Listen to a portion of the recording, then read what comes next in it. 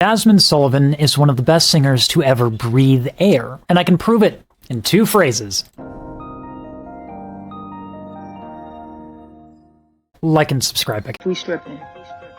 It's about unity. It's about boldness. It's about ownership and confidence. Herself to the world and not being told or influenced by anyone but her goddamn self. It's about women writing their own imperfect stories. Is purpose and direction. That's what makes a strong message, and Jazmine Sullivan is an artist, right? As much as she's an insane technician, she is first and foremost an artist. The problem with that is that it forces me to cope with the fact that I am inadequate in my father's eyes. And now we have an awkward segue. Shoo.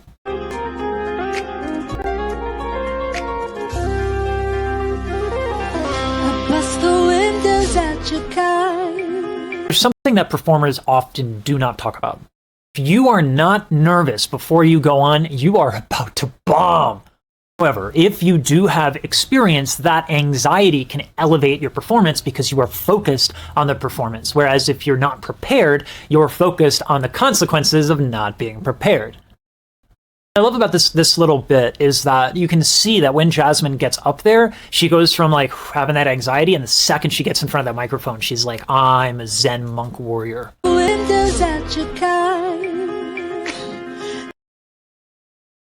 Okay, I'm sorry. Literally any story that you start with, I busted the windows out of your car, is already far more interesting than if you didn't bust the windows out someone's car. What a great start to a tune. Gandalf, what's good? I busted the windows out of your car. Bust the windows out your car. Heart, these scars apart. I bust the windows. I know that this is probably something that has happened to you, where you're so darn angry that the only way you can talk with words is to do a little bit of this because that is what's happening here, right? Jazmine Sullivan wrote a story, and she is the main character in this story, and she is directing the dialogue to the person that she is talking to in this story. When she gets to the word heart, she adjusts her vocal tract in a way that sounds a little bit more like a sob. And so what you have here is incredible attention to detail and a brilliant way to move a story forward. I mean, it's so cool that when I say that it's cool, it doesn't ruin it because now I just said it's cool and I'm chronically Caucasian and, you know, I'm about as hip as my dad's surgery that he had 2 weeks ago. Scars, but okay, so this is probably my favorite moment in these 2 phrases in terms of all of the stuff that she's done. So let's set the scene real quick. Okay, so the intercostal muscles are the muscles in between the rib cage, and as they contract, your ribs expand. Now, almost always in singing, what you do is you either slowly release those muscles or you try to keep those muscles contracted while you exhale, because that allows you to have more control over your voice. This is what people mean when they say support. This makes sense from the song's point of view, right? This is somebody who wanted the relationship to work and is sad that it didn't work. Like no one is wearing a party hat here, right? And you can tell because of how she starts the song with the way that she communicates, I busted the windows out of your car. She's not like, right? She's like, there is like a sense of mourning. So when she collapses her rib cage on the end of phrase, it's a, right? It's like a disappointed sigh. My broken heart apart. I bust the windows out your car. So what's happening here is that this is in sharp contrast to when she chews her words and when she is doing this exasperated sigh. It's beautiful legato. The line is incredible. It's butter. It's butter. It's about ownership and confidence, and also vulnerability and self-reflection. It doesn't matter, at some point, it doesn't matter how good you are if you are working with people that are not really close to your level or extremely fantastic. What I love about this performance and what HBO did on the recording is they left a lot of dynamic range, so this piano player gets to be extremely expressive within the confines of the piece and also the specifics of what's the word I'm looking for? Specifics of the melody versus the specifics of the harmony. I'm going to get into detail of what that means. Let's keep going. Deciding how she wants to present herself to the world and not being told or influenced by anyone but her goddamn self. It's about women writing their own and perfect story. So what this man is doing that to me is incredible, right? He's playing the arpeggios, right? He's outlining the harmony, but he's also giving the melody its due diligence, and he's doing like a crescendo, and he's on meter, right? When you're like 1, 2, 3, 4, right? That's an accent, right? You have to deliver that, or else your phrasing is mud. But he's doing that while also outlining the harmony. And I want to give you a little prompt so you understand what you're looking for when you listen to this. Herself to the world and not being dum dum, right?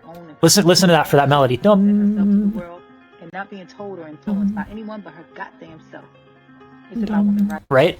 What he's doing is he's playing that note again and again on one of his fingers and making sure that it has room to grow, and then it goes back and that it does observe the meter. And he's doing that while hitting all the other notes. I mean, piano is an incredible instrument if you have the dexterity of your fingers under massive control, where your ability is so good that you can do something like this. And so, man, I just wanted to call attention to this pianist because, oh my God.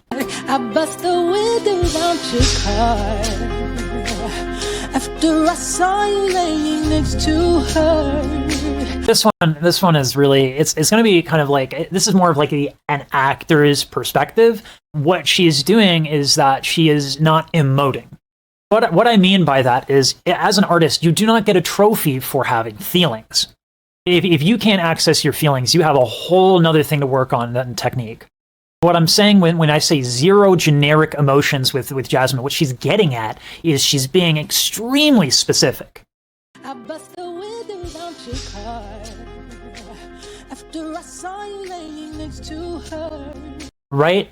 It's that same thing where when she says her, there's a sobbing quality to it, right? She's talking at first directly to the person, and then she just kind of like switches it up, and she's like heartbroken. And this is of course she's emoting, right? Of course she's feeling feelings, but what she's doing here is so much more than that. She's being extremely specific about how she is talking and how she's telling a story, and it's throughout all of the performance, she's like this. It's brilliant. One more thing I want to bring attention to is this. It's super subtle, is this thing that's been happening a lot where people move their jaw a little bit when they do a run.